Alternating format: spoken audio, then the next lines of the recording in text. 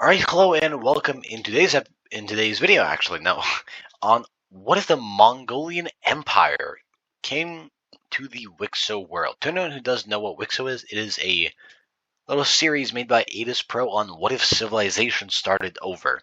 So basically, we're going to be using his world and seeing what if the second largest empire in history and the largest land empire ever, if it was in this universe.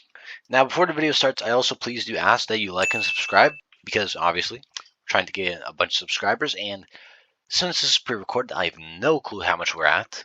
So that's going to be interesting to see, because when I'm recording this, I'm at 940-ish. So it's going to be interesting. But without further ado, I think we can get right into this video. Now, first of all, there is a lot of obvious issues.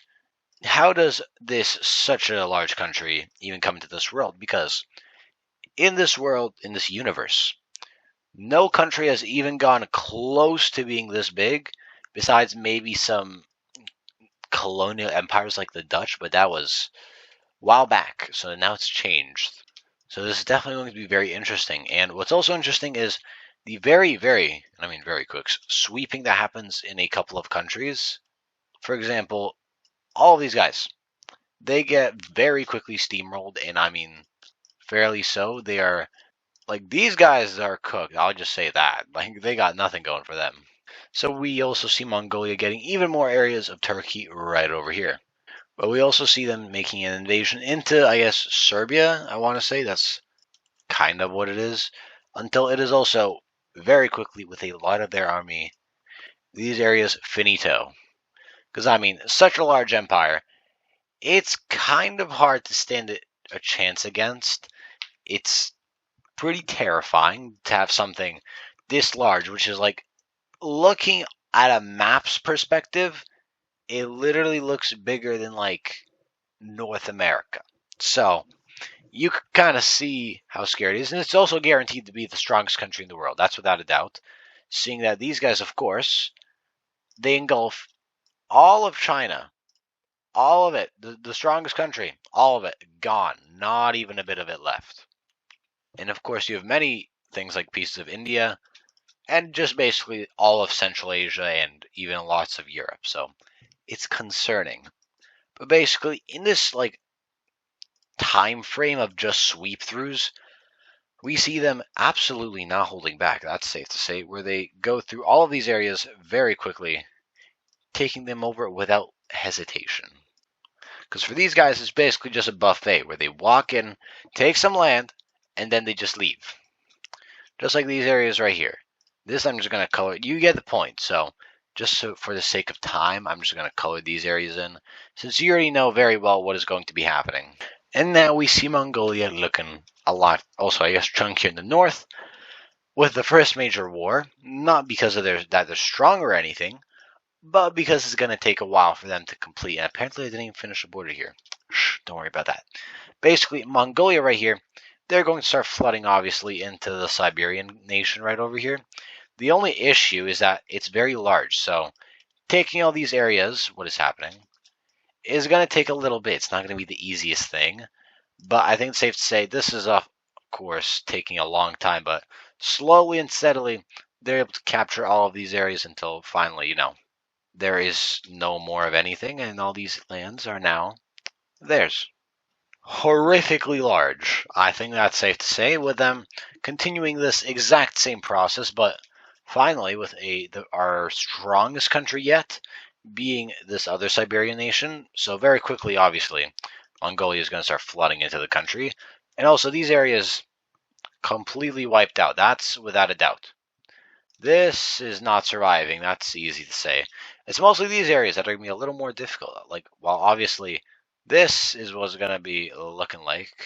What we do see eventually, though, good English right there, is a couple of small pushbacks in these areas, even meeting the Mongolian border, with some troops obviously being a little stupid and not working the best. But obviously that's not going to go too well, because obviously eventually it's just going to completely collapse until the capital is taken. And that was kind of an expected battle where they're kind of just gone. So they will also be having the exact same fate as the other Siberian nation. Until finally, for our last sweep up, we will have this country right. Okay, you know what happens. I'm just gonna color this in. You know very well what is going to be happening. And just like that, we basically have Russia and basically all of Asia. We basically just have Asia right now. That's how the Mongol Empire is looking and how terrifying it is.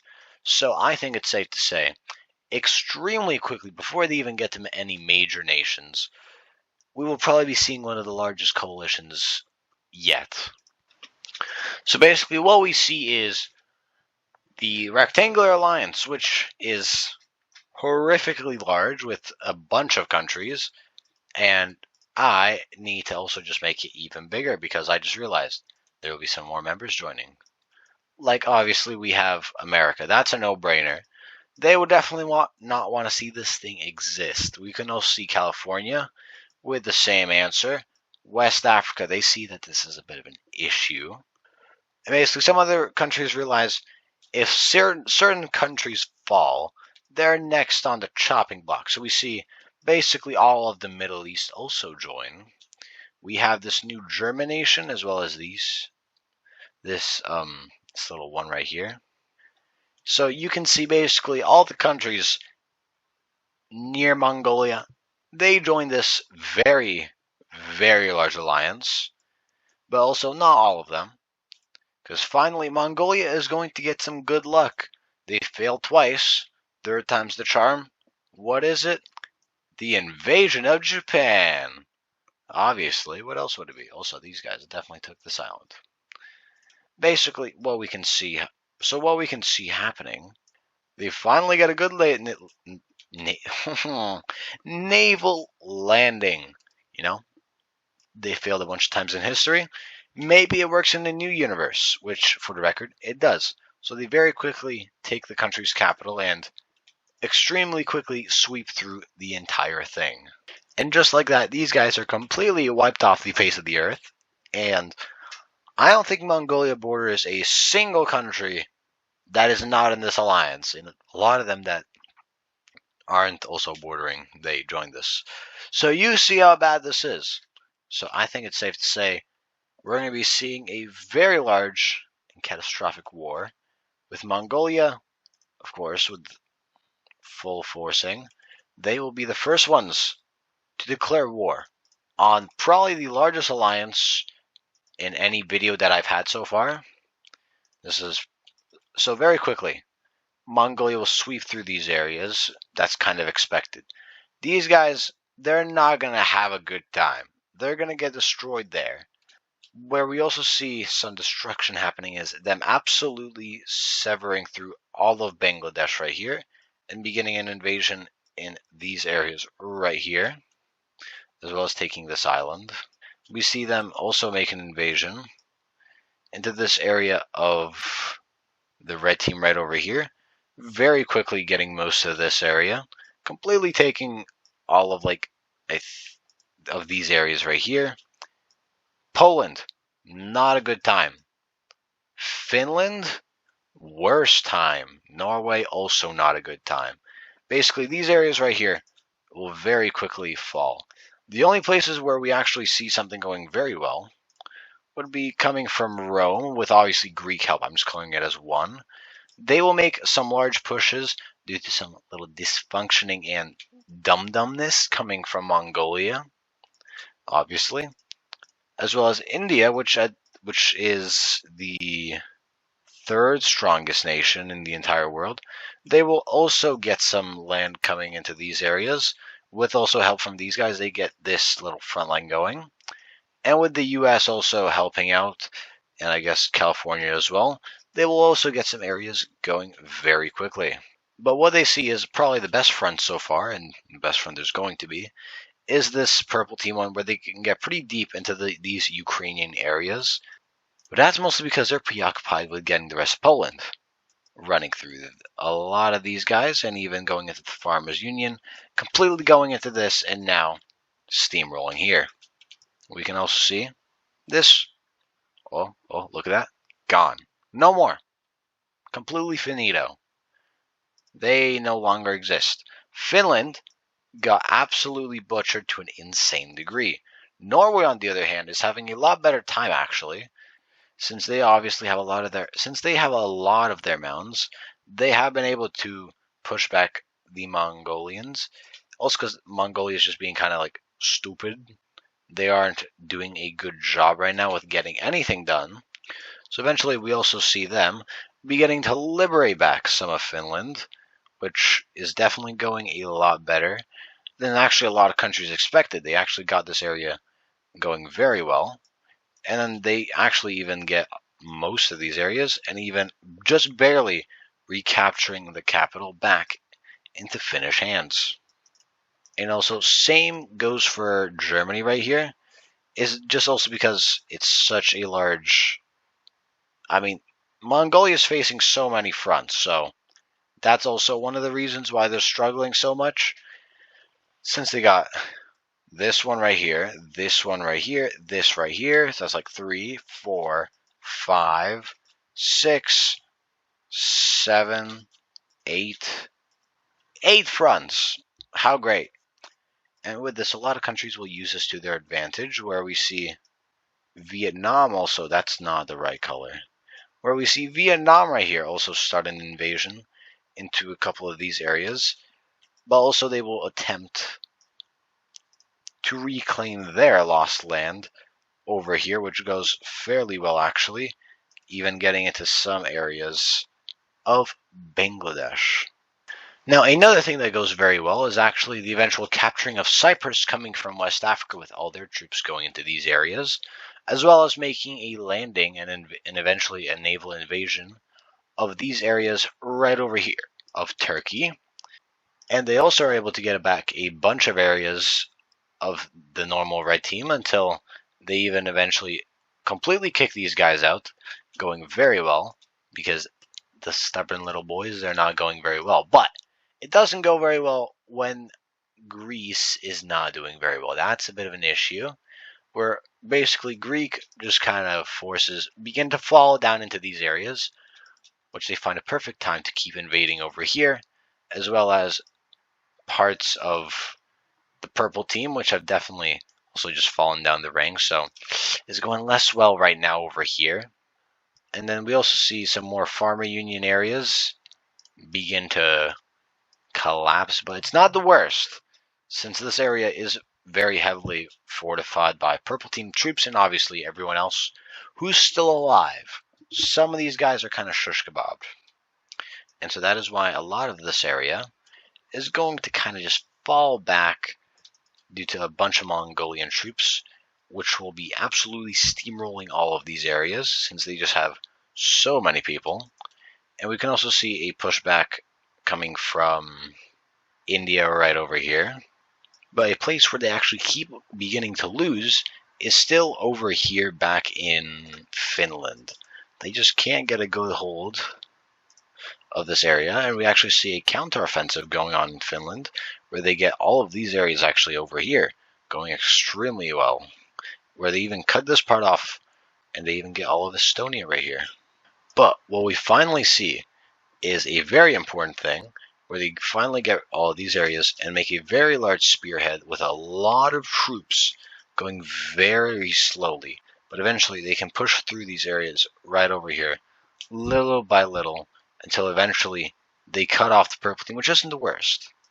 It's not the worst thing, because they also mainly focus on this area right here, absolutely steamrolling it, completely getting rid of it, and then attacking the rest of the purple team, which has been a very big pain in the ass, as we can see over here, where eventually they can also just squeeze these guys out, which losing this area also means you lose this over here, which I need to actually color back into red.